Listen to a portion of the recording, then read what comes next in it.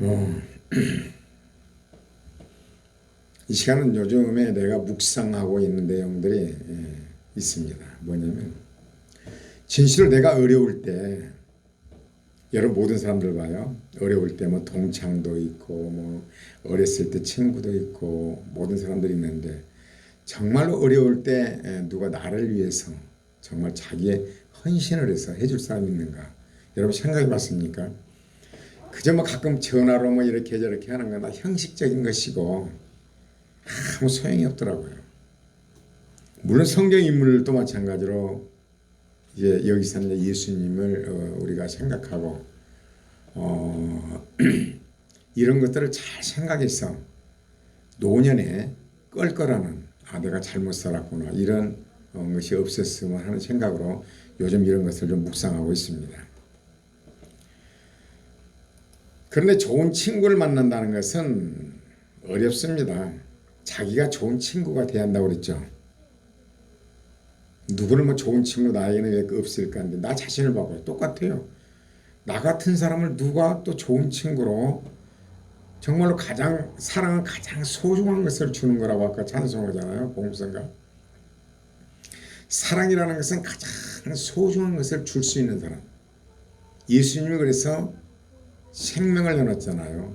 하나님은 영이신데 인간의 몸을 입고 오셔서 우리를 위해 할 수 있는 거, 정말 우리가 할 수 없는 거, 우리가 꼭 필요한 거, 그러나 우리가 인간의 힘으로 불가능한 것을 예수님 그 고통을 참으시고 십자가에 죽으신 거죠.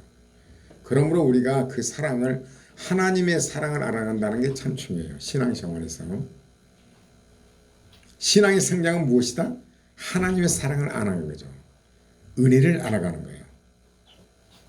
그래서 자녀들이 부모에게 효도하는 방법은 부모의 은혜를 알아가는 거예요. 부모에 대해서 깊이 알아갈수록 효도할 수밖에 없는 거예요. 우리가 하나님을 깊이 알아갈수록 우리는 하나님을 기쁘게 할 수밖에 없는 거죠. 그래서 힘써 여호와를 알자. 힘써서 여호와를 알아야 돼요. 하나님의 은혜를 알아가야 돼요. 그리고 어떤 꽃 한 송이에서 수술과 암술이 있고 이런 모든 걸 바라봐요. 인체의 구조 봐봐요. 어디 상처가 나면 그것을 아물게 만들죠. 피를 또 멈추게 만들고. 정말 기가 막혀요. 그렇게 완벽하게 하신 하나님, 완벽하신 하나님이 우리를 인도하신다는 거. 하물며 자기 생명까지 내놓은 그분이 우리를 어떻게 인도하시겠어요? 그러나 우리는 우리 생각을 가지고 가끔 판단을 하죠. 지혜로운 사람은 좌우지간 죽을 때 껄끄러지 말아야 되고 하나님 앞에 섰을 때 하나님 기뻐하는 사람이 돼야 되죠. 확실한 것은 하나님 앞에 섰을 때 자랑은 아무것도 없다는 거. 은혜로. 어떻게 왔느냐 하면 은혜로 왔습니다. 내가 무엇을 이렇게 했다 저렇게 했다 그런다는 것은 자랑거리죠.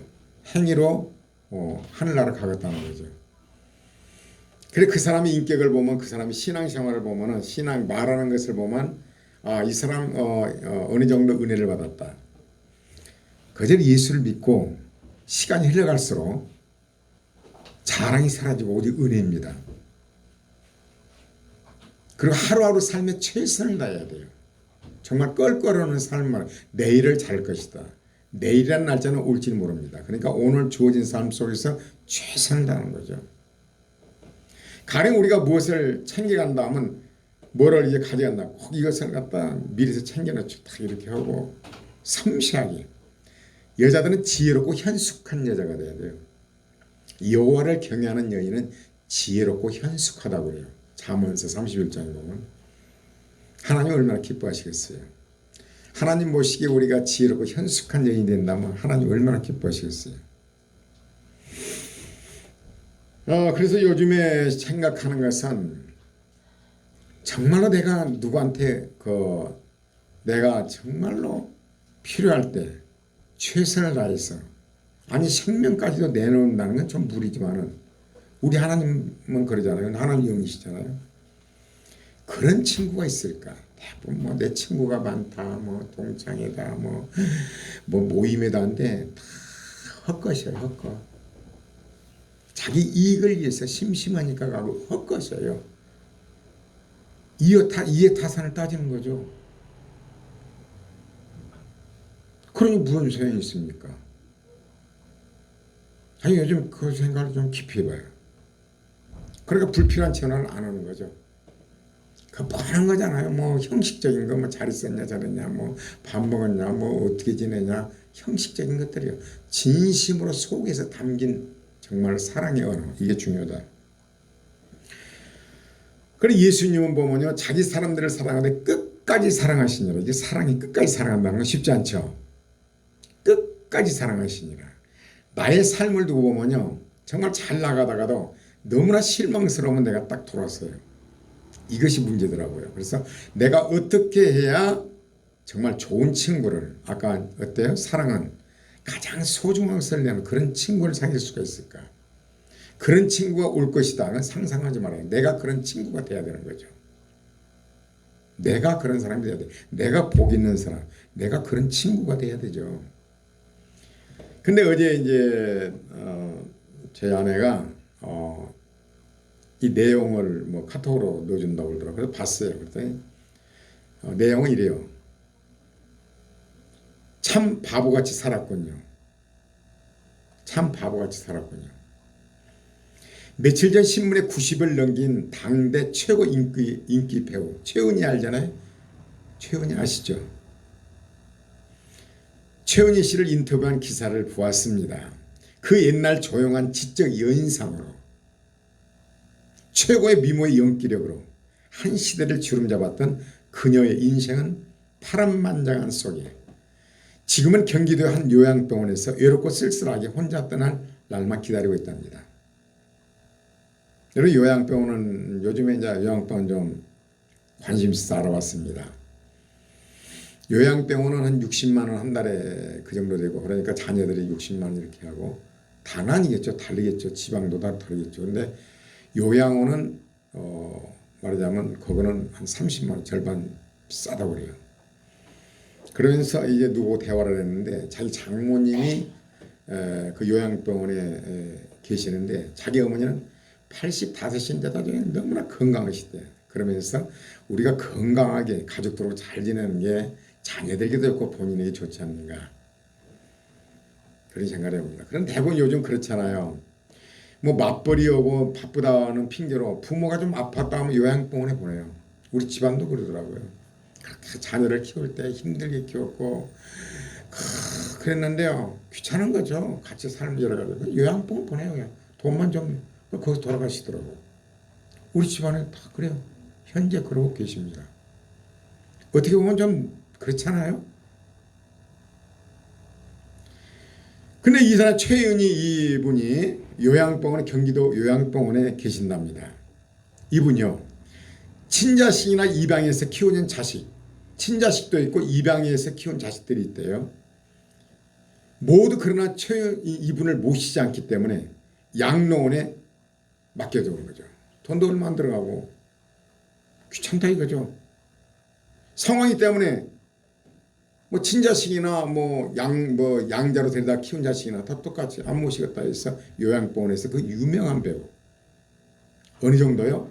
김정일이 납치했잖아요. 김정일이 그 최은희 이분을 사모해서 납치했습니다. 그 신상호 감독하고 둘을 납치해가지고 이북으로 갔잖아요.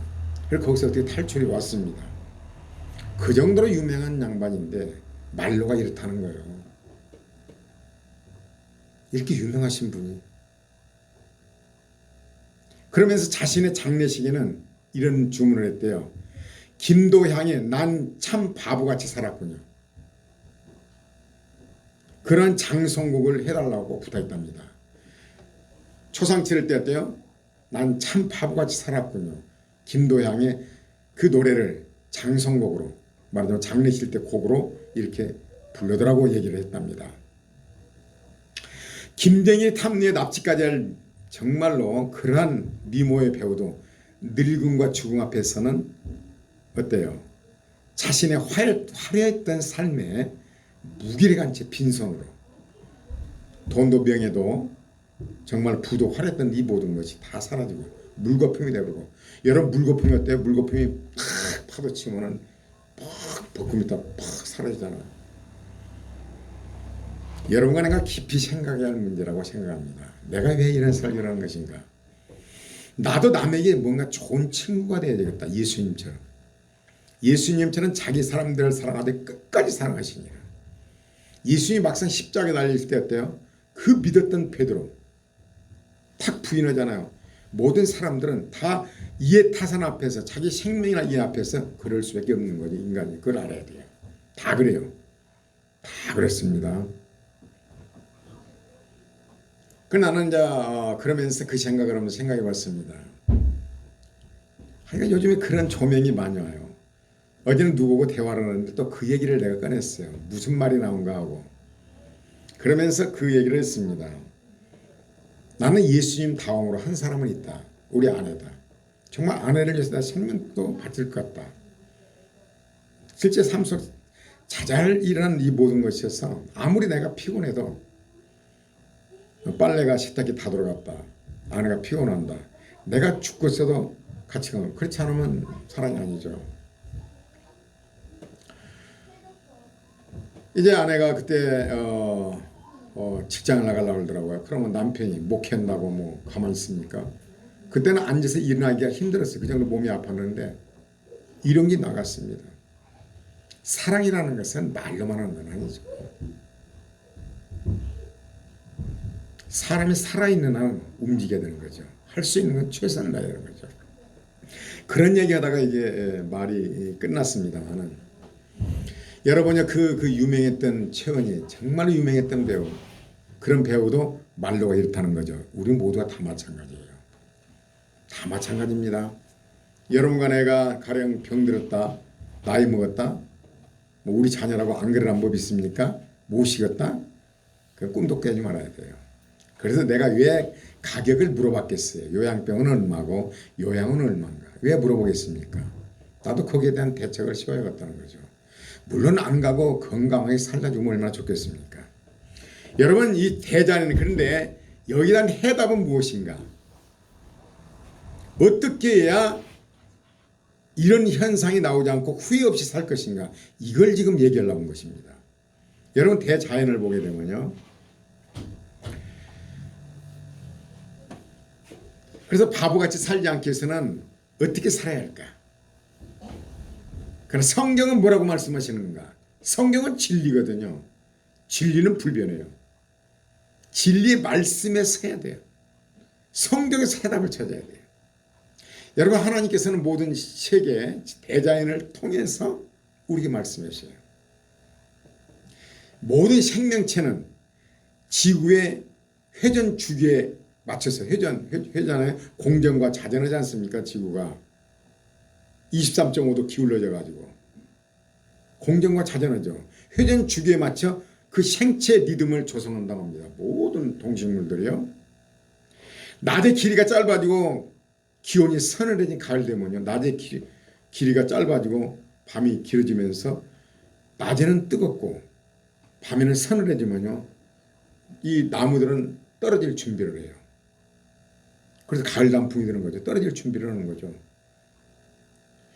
건강하게 자란 나무잎이 가을에 맑고 따뜻한 거 낮과 서늘한 밤 날씨를 만나게 되면 하여간 신비로운 단계로 거쳐 아름다운 단풍이 이루어진 거죠. 단풍이라는 건 그래요. 그러면서 이 단풍 잎과 몸체 이 딱 막이 생겨서 딱 근데 막이 있잖아요. 거기서 딱 완전히 절단이 된 거예요. 단절이 된 거예요. 영양이 오고 가고 못 오게 되는 거죠. 그래서 이 단풍이 이제 말하자면 이파리가 아름답게 색이 이제 변하는데 건강하게 이렇게 잘 자란 이파리들이 색상도 아름답대요. 근데 대부분 사람들은 어떻게 하냐면은 단풍 구경 가잖아요. 야, 진짜 단풍 아름답다. 왜 이렇게 아름답냐고. 물에 또 비치는 단풍은 더 좋잖아요. 아름답잖아요. 근데 이렇게 단풍 구경을 했으면 좋겠어요. 가을 단풍을 바라보면서 인생의 흐름을 좀 봤으면 좋겠어요. 왜냐하면 대자연 속에 인생 삶이 그대로 있거든요. 때가 때인 줄 알고 이제 단풍을 이제 들어서 거기에 영양을 더 이상 공급하는 거죠. 그래서 떨어지는 거죠. 떨어지면 어때요? 이게 떨어져서 썩는 거죠. 썩어서 부엽토가 되는 거예요. 그래서 후손 나중에 나타날 단풍들을 위해서 거름이 되는 겁니다. 사람도 떨어질 때는 떨어야 돼요. 근데 단풍이 떨어지지 않고 달려있다면 그거 참 추운 겁니다.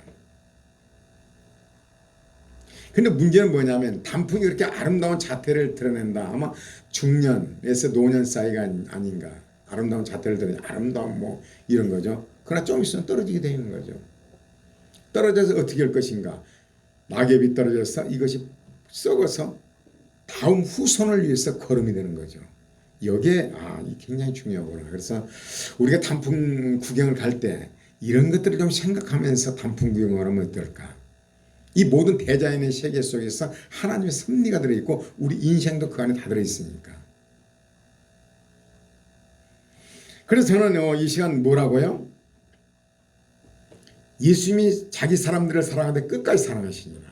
어째서 최은희 이런 유명한 배우, 정말 유명하신 분이잖아요.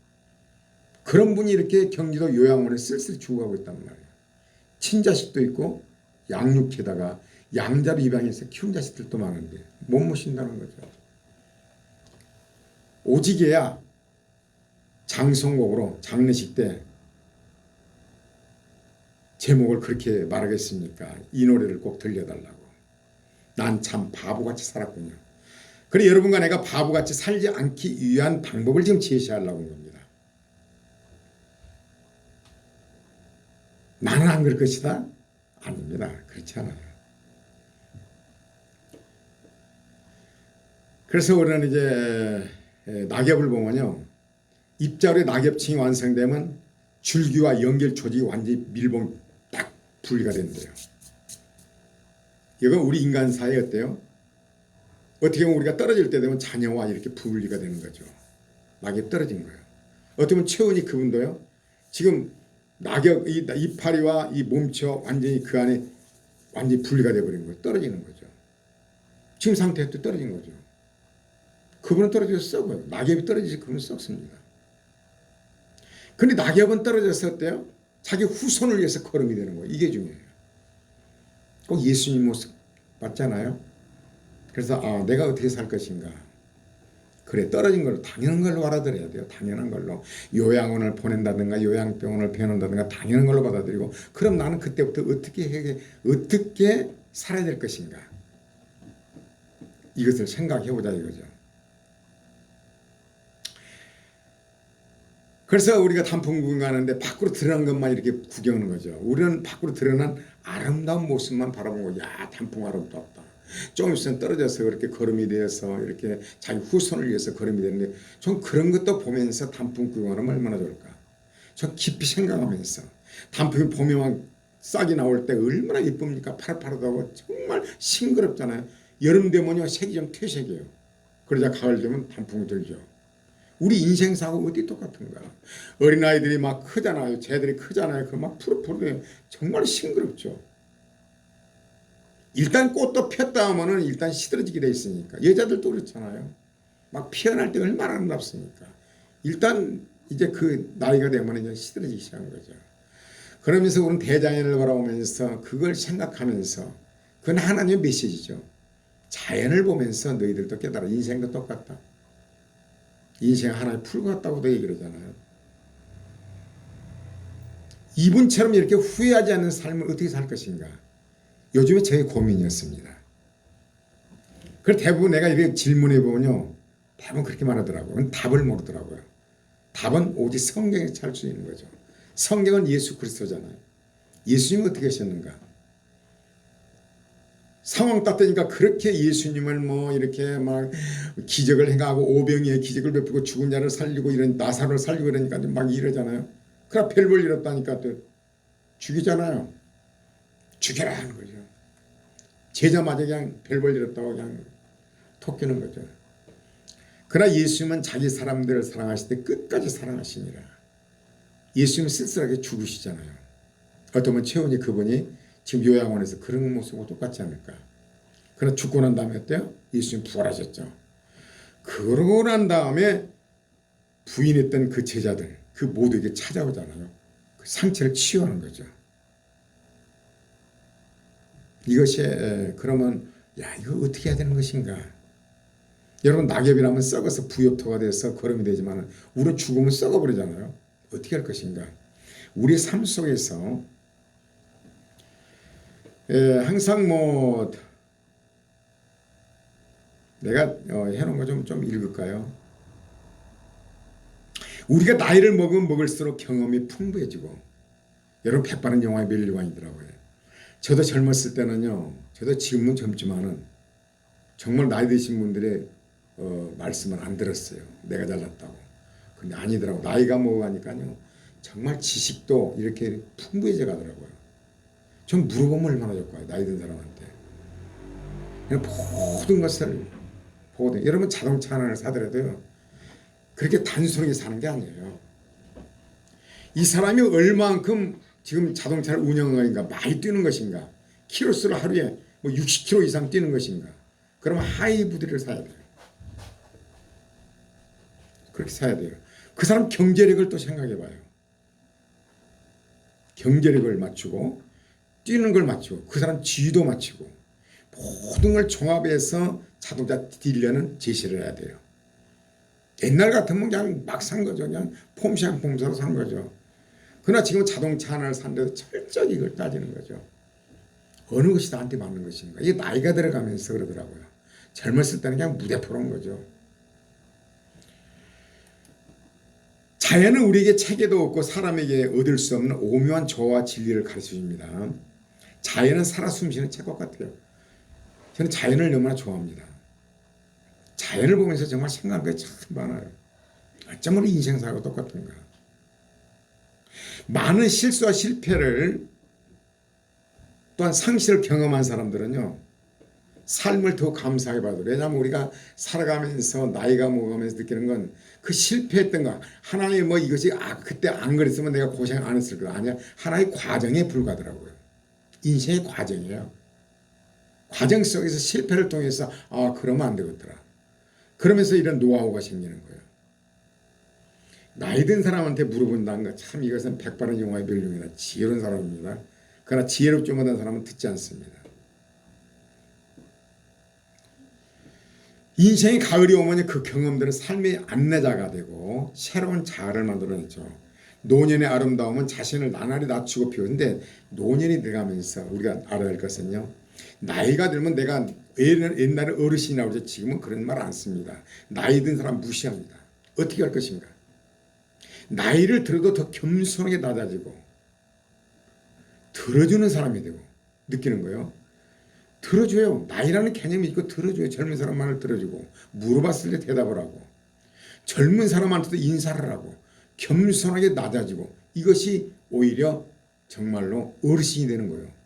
그럼 내가 나이가 이렇다면 꼰대가 되는 거예요. 배운 못 받아요. 섬기는 자세로 가는 거예요. 섬기는 자세로. 나이가 들어가면서. 여러분 낙엽이 어때요? 떨어져서 섬기는 자세로 밑거름이 되는 거예요. 부엽토가 되는 거예요. 후손을 위해서 걸음이 되는 거예요. 그리고 우리가 내가 좋은 친구가 되기 위해서는 어떻게 할 것인가? 우리가 인간관계 속에서 내가 열심히 최선을 다해줬어. 다해줬는데 딱 극한 상황에서 베드로처럼 딱 배신하잖아요. 그러나 우리는 그걸로 끝나기 때문에 문제가 되더라고. 내 자신도. 상종 못할 사람이라고 끊는 거죠. 그리서는 안 되겠더라고요. 정말 예수님처럼, 아니면 그 선한 사마리아인에서 저 사람이 어쩔 수 없는 상황에서 손을 펴야 되고, 예수님처럼 부활하시고 나서 치유잖아요. 베드로. 근데 그러면 어떤 사람을 할 것인가? 아무나 할 것이 아니에요. 예수님은 자기 사람들을 사랑하시더라고요. 자기 사람들. 가령 교회 담임 목사라면 교회 성도들을 얘기하겠죠. 자기 사람들을, 나를 좋아하는 사람, 나를 따르는 사람들, 나하고 가까운, 그렇지 않은 사람들 아무리 소용이 없어요. 자기 사람들, 가족도 될 수가 있고, 자기 사람들, 친척이 될 수가 있고, 자기 사람들을 사랑하되 끝까지 사랑하십니다. 끝까지 사랑한다는 것은 배신하고, 베드로처럼 배신하고 그랬다 할지라도, 여러분 유다를 어때요? 예수님이 어땠던가요? 야, 이 못된 놈 하던가요? 유다가 팔 때도 어때요? 안아주잖아요. 불쌍한 마음으로 네가 차라리 태어나지 않은 거예요. 막 안았으면 좋았을 뻔이다. 사랑하는 마음으로 안아주잖아요. 여러분 발도 씻겨주던데요, 예수님. 여러분 그걸 보면서 느끼는 것은 앞으로 내가 어떻게 살아갈 것인가, 나의 결함은 무엇인가, 그래 잘해줬어. 막 최선을 다했어. 섬겼어. 근데 나에게 상처를 줬어. 배신을 했어. 그럼 너는 끝이다. 이거 끊어버린 거죠. 그리서는 안 되겠더라고요. 정말 주변에 그런 사람들이 있을 때 손을 피는 거예요. 내가 할 수 있는 최선을 손을 피는 거예요. 내가 그 사람의 밑거름이 돼서 살리는 거죠. 그럴 때 진정한 친구가 된 거예요. 그게 예수님의 방법이죠. 이 세상에 예수님을 다 버렸잖아요. 예수님을 다 버렸습니다. 예수님이 요한복음에 뭐라고 그래요? 사람들이 보면 알게 사람들이 믿지 않는 거죠. 의탁을 하는 거예요. 제자들은 예수님 죽은데 따라가고도 하면 예수님 의탁을 안 했어요. 알기 때문에 이 세상에서 누가 나를 위해서 갖다 꿈꿔야 돼요. 없습니다. 예수님도 그러셨고, 그러나 예수님을 위해서 그때 제자들이나 모든 사람들이요 헌신을 다하잖아요. 자기 생명보다 더 아끼는 예수님을 사랑한다. 왜 그런가? 예수님이 부활하시고 나서 자기들은 이랬지만 예수님 부활하시고 나서 그들이 와서 생명을 줬잖아요. 알고 보니까 나를 위해 죽으신 그분이야. 여러분과 내가 가령 이론적으로 따져볼까요? 세상을 살아가는 데 있어서 이게 이제 상대를 한 거죠. 근데 내가 박상에 내 이득이 안 돼. 나한테 문제가 생겨. 그래서 딱 거절을 했어요. 근데 그 사람, 내가 어떤 어려움에 처했는데 그 사람이 나에게, 그 사람이 어려운 줄 알면서 정말 이런 줄 알면서 나에게 베풀었을 때, 아, 저 사람은 진정으로 나를 사랑하는 사람이다. 자기 생명으로 나를 정말 그럴 사람이다. 그럴 때 나도 그런 사람이 되는 거죠. 어떤 영화를 보면 참 그런 영화들이 많이 있더라고요. 그런 비행기에서 말하자면 미션 임파서블 그 주인공 있잖아요. 지금 비행기가 지금 안에서 폭파가 되기 일보 직전이죠. 낙하산이 하나 있는 거예요. 자기 아는 여인에게 낙하산을 탁 씌워가지고 밀어버려요. 자기 낙하산이 없는 거 죽는 거예요. 그러나 거기서 뛰어내려가지고 그 여자를 어떻게 막 해서 붙잡았고 낙하산을 피게 만들어요. 만약에 그 여자를 못 잡았다면 뭐 간 거예요. 그 여자는 낙하산 제대로 필지도 모르지만. 나중에 그런 얘기를 하더라고요. 당신이 나를 진정으로 사랑한 줄 안다고. 낙하산이 하나밖에 없는데 거기서는 지금 죽는데 나를 나에다 씌우고 밀어버린 거죠. 밖으로 밀어버린 거죠. 그 여자는 어떻게 했어요? 그 남편을 어떻게 생각했어요? 그 남자친구를 어떻게 생각하겠냐고. 근데 남자친구를 들어가, 아, 난 2개 있는 줄 아는데 알고 보니 하나밖에 없었다고. 그렇게 변명을 하더라고요. 그게 사랑이에요. 그럼 그 여인은 어떻게 생각했어요? 평상시에 그렇게 이해 타산을 그 남자를 봤던 거죠. 그러나 그 상황을 딱 겪으면서 생각이 바뀐 거예요. 이 남자는 정말 나를 위해서 생명 바친 사람이구나. 예수님이 그 방법이에요. 여러분, 친구를 바란다? 꿈꾸십시오. 내가 그런 사람이 되야겠다 이거죠. 그러면 지금 최은희가 누워있단 말이에요. 요양병원에서 이제 물론 누워있는 계신지 어떤지 모르지만 내가 바보같이 살았네 후회할 것이 아니라 내가 이 상황에서 내가 데려온 내 자식을 키웠고 또 내가 입양에다 키운 이 자식들이 배신해서 나를 요양병원에 보내버렸지만 그러나 그들을 만날 때 오히려 기도해주고 그들을 잘 되기를 바라고 내가 해줄 수 있는 것이 무엇인가 할 때 그런 마음을 가지고 그들을 대하고 그럴 때 어떻게 되겠냐 이거죠. 아, 이들이 자녀들이 바라보면서 아, 우리 어머니는 정말로 우리를 사랑하는 사람이었다고. 아마 요양원에서 끌고 갈지도 모릅니다. 나는 괜찮다. 나는 죽어도 괜찮다. 뭐 어때? 너희들이 잘 되기를 바란다. 나를 잘 되기를 바란다. 근데 그럴 수가 있을까? 저럴 수가 있을까? 원망불평하고 내가 너 고아인 같다 입양에다 키웠는데 너는 내 뱃속에서 나온 새끼를 키웠는데 어떻게 버릴 수가 있느냐? 그런 불평은 나면 어떻게 했습니까? 가지도 않겠죠. 그러나 그곳에서 너희들의 행복을 빌고 뭐라도 먹이려고 그러고 막 이러고 그럴 때 그들이 감동을 안 받겠습니까? 그래, 우리 어머니는 정말로 진정한 어머니였다. 내가 정말 잘못했구나. 집으로 모셔가야지. 그러지 않을까 그런 생각이 듭니다. 그러나 그리 아니할지라도 우리는 그리 아니할지라도 주어진 삶 속에서 최선을 다하면 되는 거예요. 어떠한 형태에서 자존감을 배우는 거죠. 그리고 또 여기서는 이제 또 한 가지 알 수 있는 것은 빌립보서 보면은 우리 이 믿음을 사모해야 한다고 봐요. 내가 이미 얻었담도 아니고 온전히 이뤘담도 아니라 오직 내가 그리스도 예수께 잡힌 바 된 그것을 잡으려고 쫓아가노라. 형제들아, 나는 아직 잡은 줄로 여기지 아니하고 오직 한 일 즉 뒤에 있는 것을 잊어버리고 앞에 있는 것을 잡으려고 표대를 향하여 그리스도 예수 안에서 하나님의 위에서 부르신 부름의 상을 위하여 쫓아가노라. 이 말이에요. 빌립보서. 그 지금 요양본에 있는 상황에서도 하나님의 영광을 위하여 내가 이런 처지인데도 자녀들을 칭찬해주고 입양자를 칭찬해주고 오면 안아주고, 그러므로 모든 사람들이 어떻게 하겠어요? 야, 정말 저 사람은 하나님의 사람이다. 하나님의 상이 그 안에 있구나. 어떻게 저런 경우는 막 분노를 품고 막 원한을 품고 내가 바보같이 살았다 이럴 텐데, 아니 그것이 하나님을 찬양하고 그들을 안고 모든 사람을 섬기고 뭐 줄 거 있으면 막 남을 배려하고. 여러분 그 독일 그 수용소에서 그랬대요. 자기 그 빵 한 쪼가리 이렇게 나눠주고 준 사람은 살아남고 그냥 자기만 이런 사람은 죽었대요. 주는 자가 복이 있는 거죠.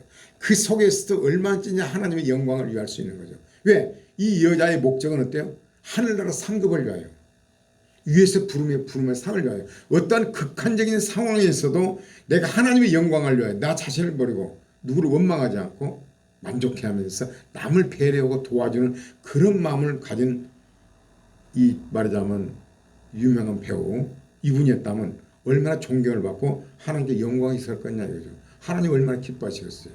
나의 목적은 하나님 앞에 섰을 때 부르신 부름의 상을 위하여.